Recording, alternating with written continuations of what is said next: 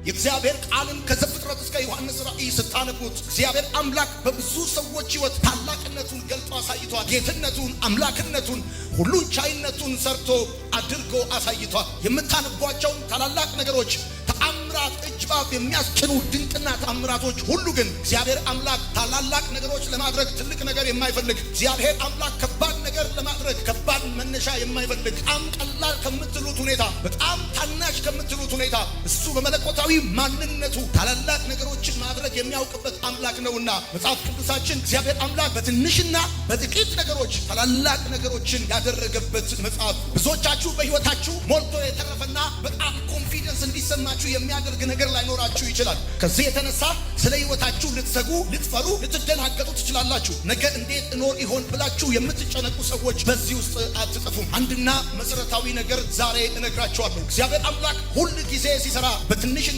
በጥቂት ነገር ታላላቅና ብዙ ነገር በመስራት ልጆቹን የሚያስገርምና የሚያስደንቅ አምላክ እንደሆነ ልነግራችሁ ወዳለሁ። ዛሬ እንኳን ከዚህ ቃል፣ ከዚህ ትምህርት፣ ከዚህ ፕሮግራም በኋላ በሕይወታችሁ ባሉ ምዕራፎች ይህንን ቃል ተከትሎ እጅ ባፍ የሚያስጭን ታላቅ ነገር እግዚአብሔር ያደርግላችኋል። አምላኩን የሚተማመን ለሱ ቃል እንዳለው መልእክት እንዳለው የሚያምን ሰው ዘወርዋራና አነጋጋሪ ነገር ይሆንልኛል የሚል አሜን ይባል። ወይኔ ወይኔ! ሐኪሞች ከገመቱት፣ ወላጆቻችሁ ከሚያውቁት፣ ጓደኞቻችሁ ከሚመሰክሩት፣ በእጃችሁ ካለው ማስረጃ፣ በዙሪያችሁ ካሉ አስረጃዎችም በላይ እግዚአብሔር ታላቅን ነገር ያደርግላችኋል። እግዚአብሔር አምላክ ኃያልን ነገር ያደርግላችኋል። ሙሴ አንደበቴ ትብ ነው ንግግር አልችልም ብሎ ሲል ብርቱና ርዕቱ ተናጋሪ ነገሥታትን አስፈሪ ሕዝቡን መሪ አደረገው እግዚአብሔር አምላክ። ያልኳችሁ ነገር እንደዚህ ነው። ሙሴ አንደበቴ ትብ ነኝ ንግግር አልችልም ብሎ ሲል እግዚአብሔር ሙሴ ብርቱና ርዕቱ ተናጋሪ ነገሥታትን አስፈሪ ሕዝቡን መሪ አደረገው እግዚአብሔር። ታናሽ ናችሁ፣ ጥቂት ናችሁ፣ ወይም ደግሞ በብዙ ሁኔታ ስትተያዩ በአቅም የምታንሱ ልትመስሉ ትችላላችሁ። ነገር ግን እነግራችኋለሁ እግዚአብሔር አምላክ የታላቅ ሕዝብ መሪ ያደርጋችኋል። ይኸውላችሁ እንደ ኃያል እና እንደ ባለስልጣን የእግዚአብሔር ቃል ወደ እናንተ ሲመጣ ቀጥሎ በሕይወታችሁ ላይ ለውጥ ይሆናል። ብርቱና ርዕቱ ተናጋሪ፣ አስገራሚ ሰባኪዎች፣ አስገራሚ አስተማሪዎች፣ አስገራሚ አገልጋዮች እግዚአብሔር ያደርጋችኋል። ያልተጠበቀ እንግዳ ነገር ከሞተ አንበሳ ውስጥ ጣፋጭ ማርን ያወጣ እግዚአብሔር ያልጠበቃችሁትን አዲስ ነገር ከእናንተ ያወጣል። አደረገው እግዚአብሔር። የ600,000 ሕዝብ መሪ አደረገው። ነገሥታቶች የሚፈሩት ሰው አደረገው። እንጎበዝ ተናጋሪ አደረገው። ሃሌሉያ! ይችላል አልችልም እንዳላለ፣ አቅም የለኝም እንዳላለ፣ ትንሽ ነኝ እንዳላለ ነገሥታት የሚፈሩት ሕዝብን የሚመራ የሚገርማችሁ የአፉ ቃል መሬት ጠብ የማይል እግዚአብሔር አምላክ ታላቅ ሰው አድርገው አስነሳው። ትንሽ ነው ባላችሁት ጉዳይ፣ ጥቂት ነው ባላችሁት ጉዳይ እግዚአብሔር አምላክ አቅሙ አይወሰንም፣ አቅሙ አይገድብም። እኔ አምለዋለሁ አምላኬን። ገና እስካሁን ድረስ የአገልግሎት ኢንትሮዳክሽን ላይ መክሰስ ላይ ነው እንጂ ዋናው የአገልግሎቴ ጉዳይ ላይ እንዳልገባው እኔም አውቀዋለሁ። ገና ተጀመረ እንጂ አላለቅም። የኔና የእናንተ ጉዳይ ገና ተጀመረ እንጂ አላለቅም። ስለዚህ እንግዳ ነገር ይሆንልኛል የምትል አንዲት ሴት አሜን ትበል። በኢየሱስም ይሆንልሻል፣ በኢየሱስም ይሆንልሻል። ከዛሬ ለዚህ ክብር እና ኃላፊነት የተመረጠ የለም ላለው ጌዴዎን እግዚአብሔር አምላክ ኃያልና ጨካኝ አድርጎ ነፃ አውጪ ያደረገው እግዚአብሔር። መጽሐፍ ቅዱሳችሁን ስታነቡት እሱ ነው የምታገኙት። ጌዴዎን ያለው ነገር አንድ ጉዳይ ነው። ከኔ የዘር ሐረግ ለዚህ ክብርና ኃላፊነት የተመረጠ አንድም ሰው የለም ብሎ እንዳላለ እግዚአብሔር ግን ኃያልና ጨካኝ ነፃ አውጪ አድርጎ አስነሳው። እነዚህ ነው ከዘራቸው እዚህ ግቡ የሚባሉ ሰዎች የሌለባቸው ለሪፈረንስ የሚሆን ለምስክርነት የሚሆን የታላቅነት ምሳሌ፣ የሀብት ምሳሌ፣ የስኬት ምሳሌ የሌላቸውን ሰዎች እግዚአብሔር ከዛ ውስጥ መዞ ታላቅ ነገር በሕይወታቸው ያደርጋል። ከዘራችሁ ታላቅ ነገር ያደረገ የተሳካለት ሰው ከዘራችሁ ባለሀብት፣ ከዘራችሁ አገልጋይ ላይኖር ይችላል። አንድ ነገር ግን ነግራችኋለሁ። የታላቅነት ምሳሌ፣ የስኬት ምሳሌ፣ ለሪፈረንስ የሚሆን ሰው በእናንተ ትውልድ ውስጥ ባይኖርም እግዚአብሔር ግን እናንተን ምሳሌ አድርጎ ያስነሳችኋል። ይህን ትንቢት ካልፈለግ እግዚአብሔር አድርጎ ያስነሳችኋል። እኔ እኮ ለስምም ለኮንፊደንስም ለሪፈረንስ የሚሆን ወገን፣ ወንድም፣ ዘመድ፣ ጓደኛ ኤክስፒሪየንስ ሼር የማደርግበት የቅርብ ሰው የቅርብ ተጠሪ ላይኖረኝ ይችላል። እግዚአብሔር እሱ አይደለም ጉዳዩ። እኛ ቤት በጠቅላላ ለሪፈረንስ ቢፈለጉ ከእጅ ወደ አፍ የሆነ የብድር የሆነ የኪራይ የሆነ የምናምን የተራ በጣም ሌማን የሆነ ህይወት ኖሮ ሊሆን ይችላል። ቢኮዝ ኦፍ አኖይንቲንግ ከቅባቱ የተነሳ ግን እንደዚህ ይሆናል። አዎ ከዘራችሁ ለክብርና ለኃላፊነት የበቃን ኮንሶ ባይኖር እግዚአብሔር እንደዚህ ይላችኋል፣ ለክብርና ለኃላፊነት አደርጋችኋለሁ። ለክብርና ለኃላፊነት አደርጋችኋለሁ። አጠገባቸው ያለው ሰው ጨብጡትና ለክብርና ለኃላፊነት ያደርጋሉ። ብርቱና ርቱ ተናጋሪ፣ ነገስታቶች የሚፈሩ ህዝብን የምትመራ ታላቅ ሰው እግዚአብሔር ያደርጋል። ምን አይነት ነገር ነው ባካችሁ? የእግዚአብሔር ቃልን ስታነቡ እንደዚህ ይላል። ሙሴ ብቻ አይደለም አልችልም ያለው። ሙሴ ብቻ አይደለም ትንሽ ነኝ ያለው። ጌዴዎን ብቻ አይደለም ትንሽ ነኝ ያለው። 40 ዓመት እስራኤልን ያስገባና ያስወጣ ዳዊት ገና የህይወቱ ምዕራፍ ሲጀምር አንድ ነገር ነው ያለው። እንደዚህ ብሏል፣ እኔ ግን ትል ነኝ አለ። እኔ ግን እንደ ሰው አይደለሁኝም አለ። እኔ የሰዎች ማላገጫ ነኝ አለ። ይህ በህዝብ ሁሉ ዘንድ የተናቁኝ ነኝ ያለው ዳዊት ነው። እግዚአብሔር አምላክ የእስራኤል መብራት ያደረገ በመዝሙር 22 ቁጥር 6 ዳዊት እኮ እንደዚህ ብሎ ነበር፣ እኔ ግን ትል ነኝ፣ እኔ ግን ሰው አይደለሁኝም፣ እኔ ግን የሰዎች መላገጫ በህዝብ ዘንድ የተናቁ ነበርኩ ያለው ዳዊት እግዚአብሔር አምላክ የሚያስወጣና የሚያስገባ የእስራኤል መብራት አደረገው። አንብበው እስቲ እዩ። እኔ ግን ትል እንጂ ሰው አይደለሁም፣ ሰው ያላገጠብኝ ህዝብም የናቀኝ ነኝ፣ የሚያዩኝ ሁሉ ይሳለቁብኛል። እኔ ግን ትል እንጂ ሰው አይደለሁም፣ የሚያዩኝ ሁሉ ይሳለቁብኛል። እኔ ሰው አይደለሁም። ይህንን ሰውዬ እግዚአብሔር አምላክ የእስራኤል መብራት አደረገው። 40 ዓመት እሱ ብቻ መሰለን እንኳን በኖረበት ዘመን በሌለበት ዘመን ዙፋን ከዘሩ ላይ ጠፋ። እግዚአብሔር ይላችሁ የእግዚአብሔር መንፈስ ወደ አንተ ሲመጣ በህይወት ክሊክ የሚያደርገው የእግዚአብሔር ቃል ክሊክ የሚያደርገው የእግዚአብሔር ቃል ክሊክ የሚያደርገው በአንተ ህይወት ሰምቲንግ አዲስ ነገር ሊሰራ ሲፈልግ እግዚአብሔር ክሊክ የሚያደርገው ቃሉ የምን ነገር እንደዚህ ነው። ምንድነው አንተ ስለራስህ ያልከው ነገር ምንድነው? ምንድነው አንተ ያልከው? ልክ እንደ ዳዊት እኔ ግን ትል እንጂ ሰው አይደለሁኝም፣ እኔ የሰዎች መሳለቂያ ነኝ፣ እኔ ለቁም ነገር የማልበቃኝ ለምንም ነገር የማልፈለግ እያላችሁ ሰዎች እግዚአብሔር አምላክ ዳዊትን የእስራኤል መብራት እንዳደረገው እግዚአብሔር የትውልድ ብርሃን ያደርጋችኋል፣ የትውልድ መብራት ያደርጋችኋል። በኢየሱስ ስም ጸለይኩላችሁ። አሜን በሉ። ውሰዱ ጩኹና አሜን በሉ። ለምን ካልከኝ በትንሽ ነገር መስራት ይችልበታል፣ በጥቂት ነገር መስራት ይችልበታል። ለምን መሰለህ? እግዚአብሔር አምላክ በትንሽ ነገር መስራት ይችልበታል፣ በጥቂት ነገር መስራት ይችልበታል፣ እዚህ ግባ በማይባል ነገር መስራት ይችልበታል። እግዚአብሔር ደስ ይላል፣ ለክብርና ለኃላፊነት ያደርጋል። በኢየሱስ ስም ያደርግሃል። ስማ፣ ስምዖን ማለት የቃሉ ትርጉም ኤጤማ ማለት ጌታ ኬፋ ብሎ አለት አደረገ። ኤጤማ ማለት ነው ስምዖን ማለት። ስምዖን ማለት የቃሉ ትርጉም ቄጤማ ማለት ነው። ቄጤማ ማለት ስምዖን ማለት ኤጤማ ማለት የቃሉ ትርጉም ኬፋ ብሎ ጌታ ኤጤማውን አለት አደረገ። ኤጤማ ልፍስፍስ የነበረውን መጣና ሰው ሁሉ ኤጤማ የሚለውን ሰውዬ ጌታ ኬፋ አለውና አለት አደረገው። ዛሬ ልክ እንደዚህ ደካማ ከሆነው ማንነታችሁ ውስጥ እንደ አለት የሆነ ጠንካራ ክብር ከውስጣችሁ ይወጣል። ለመሰለ እግዚአብሔር አምላክ በቄጤማ መስራት ይችልበታል። ልፍስፍስ ደካማ አቅም የሌለው እዚህ ግባ የማይባል የሆነ ነገር ይችልበታል። በቄጤማ መስራት ይችልበታል። እውነቴን ነው የምላችሁ። አርሌ እንደሞሪ እኔ አለክስ በትንሽና በጥቂት ነገር መስራት የሚችልበት እግዚአብሔር ሲያገኘው ስምዖን ቄጤማ ነው የኔ ጌታ ኬፋ ብሎ አላት። እንግዲያውስ ስሙ ይነገራል። በምን አቅሜ ያላችሁትን ነገር እንደተሸከማችሁት እስከማይታወቃችሁ ድረስ ተሸከማችሁ አትቆጡም ይላችኋል ጌታ። እግዚአብሔር ቀና ያደርጋችኋል። ከቄጤማ ውስጥ ኖ ዋን ኖበዲ ይሄን ቄጤማ ሲያየው አለት ብሎ አይጠራው። ተናጋሪ ፈልገን እናናግራለን። እሱ ደግሞ ቃላት ማገጣጠም የማይችሉ ምስኪን ሰዎችን ጠርቶ አገልጋይ ያደርጋቸዋል። የቤተሰባችሁን የልደት ፕሮግራም ለመምራት የማትታመኑ ሰዎች ቤተክርስቲያንና ትውልድ ሀገር መሪ አድርገው እግዚአብሔር ያስነሳቸው። ጳውሎስ በላቲን ቋንቋ ምንድን ነው? ትንሹ ማለት የኔ ጌታ ግን ትልቅ አድርጎ ትልልቅ ነገር ሰራበት። ትልቅ አድርጎ ትልልቅ ነገር ሰራበት። የኔ ጌታ ትንሽ ናችሁ፣ ቄጤማ ናችሁ፣ አቅም የላችሁ። ጻፍ ሲናገር እንደዚህ ይላል፣ አንተ ታናሽ መንጋ አትፍራ፣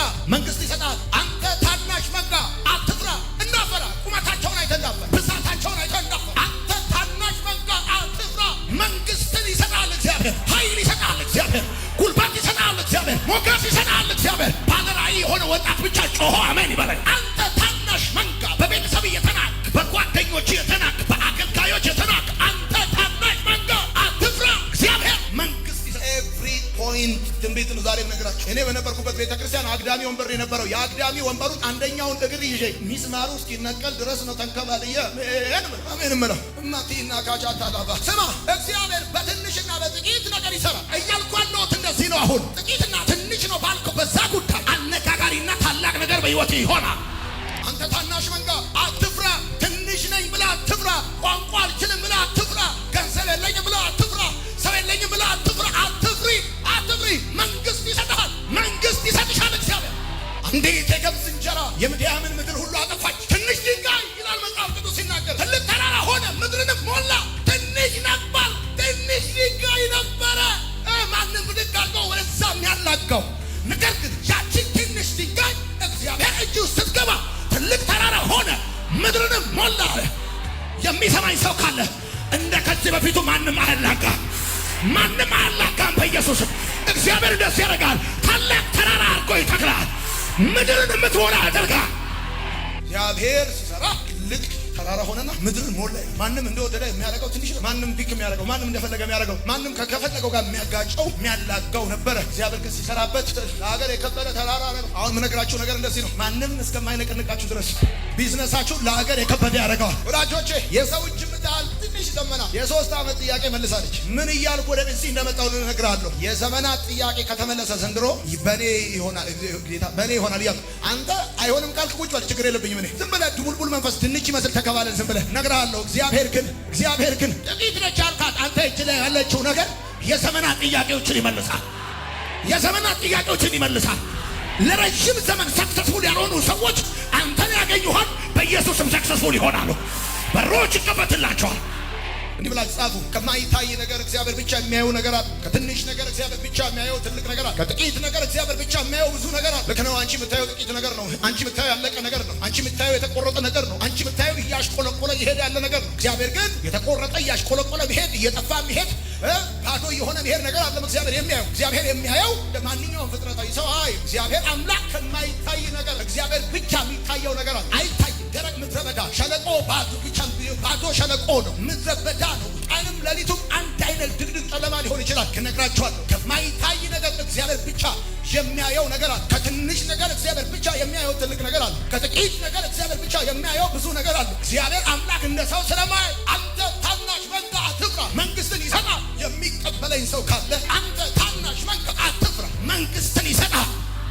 አንተ የምታየውን ነገር ሌሎች እንዲያዩልህ አትጠብቅ። ሌሎች ይዩልኝ አትበል። እግዚአብሔር ያየልህን ነገር ሌሎችም ይዩልኝ አትበል። አንተ የምታየው ነገር ወይም እግዚአብሔር ያየልህን ነገር ሌሎች ቢያዩልህም አስተካክለው ያዩ፣ ቢያዩልህም አኮስሰው ነው የሚያዩልህ፣ ቢያዩልህም አጣመው ነው የሚያዩት። ስለዚህ አንተ የምታየውን ነገር ሌሎች እንዲያዩ አትበል። ይታየኛል። ከመሬት ውስጥ ከተማ ሲወጣ ይታየኛል። ሀገር ሲሰበሰብ ይታየኛል። ብዙ ሺህ ትውልድ ሲሰበሰብ ይታየኛል። አንተ ታናሽ መንጋ፣ አንዲት የገብስ እንጀራ የምድያም ምድርን ሁሉ አጠፋች። ትንሿ ድንጋይ ታላቅ ተራራ ሆነች፣ ምድርንም ሞላች።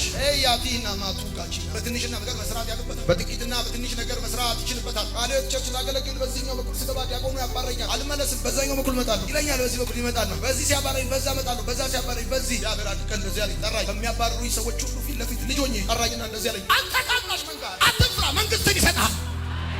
አትፍራ። ለዶክተሩ እኮ እግዚአብሔር መንግስትን ባይሰጠው ሰዎች እኮ እንዴት እንደሰጡት እንኳን አያውቁም። ከሄዱ በኋላ ነው ያወቁት። እንዴት እንደሰጡት እንኳን ያፍኖ አይዲያ ታንኩም ባንኩም መድፉም አየር ኃይሉም ሁሉንም ነገር በሀገር ሰላም አስረክበውት ከሄዱ በኋላ ትዝ ሲላቸው ሰጥተውታል።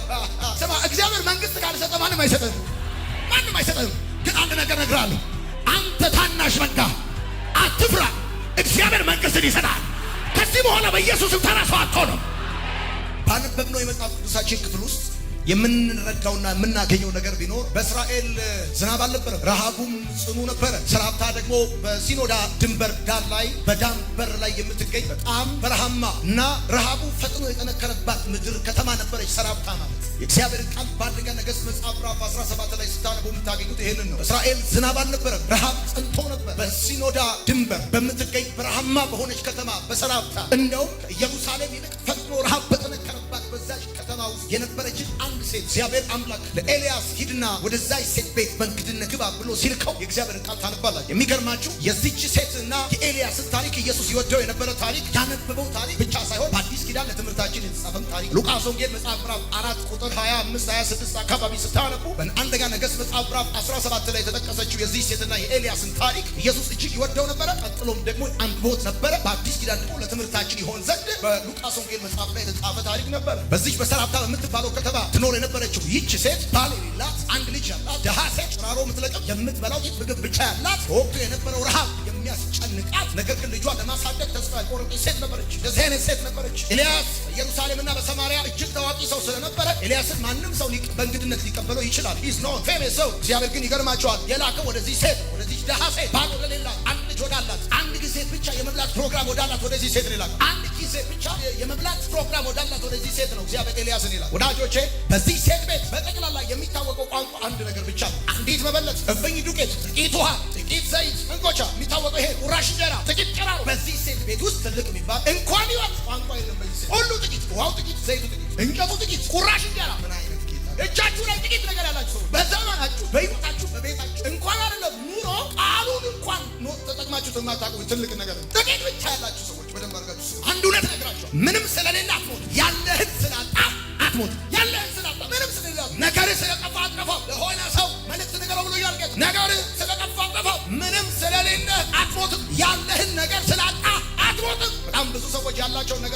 የሚጠፉ ይመስላቸዋል። ያላቸው ነገር ሲያጡ የሚሞቱ ይመስላቸዋል። ምንም ነገር ስለሌላቸው ነገራችሁ ባዶ ስለሆነ አትወርቁም። ጌታ እግዚአብሔር ምስክር ይገርማቸው። እቺ ሴትዮ ጥቂት ዘይት፣ ጥቂት ውሃ፣ እፍኙ ዱቄት፣ ቁራሽ እንጀራ፣ ጥቂት ጭራሩ ግን የሰማይ ፕሮግራም ያለባት ሴት እግዚአብሔር አምላክ ዲነር እሷ ቤት ኦርደር ያደረገላት ሴት ነች።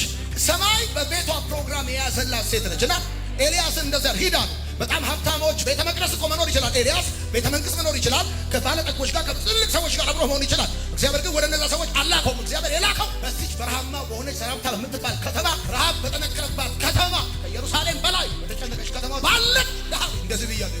ከተማው የጣዖት ሀገሩ የሐሳብ ቤቱ የድሃ ኤልያስ ገብቶ ቤቱ ብቻ ለበድሃ ከተማው ራሱ የጣዖት ከተማ ሀገሩ ራሱ የሐሳብ ሀገር ኤልያስ ግን ገብቶ ኖረበት። ዛሬ እንደዚህ ብያለሁ። የማንም ይሁን ሀገሩ የማንም ይሁን ገብቶ ኖረበት። ያወራሁት ነገር የሚገባው ለቃሉ ሰዎች ኤልያስ በጣዖት ከተማ በአሕዛብ ሀገር በድሃ ቤት ገብቶ እንደውም ዝም ብዬ ሳየው እንደዚህ የሚደረገውን ቢጃማ ሁሉ አድርጎ አላየኝም።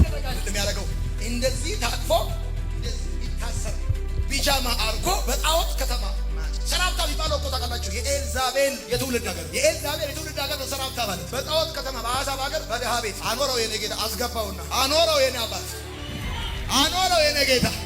የሆኑ ሰዎች ከኔ ጋር አብረው ይበሉ ትኖርበታል ይላል ጌታ። አይነት ነገር ነው ባካ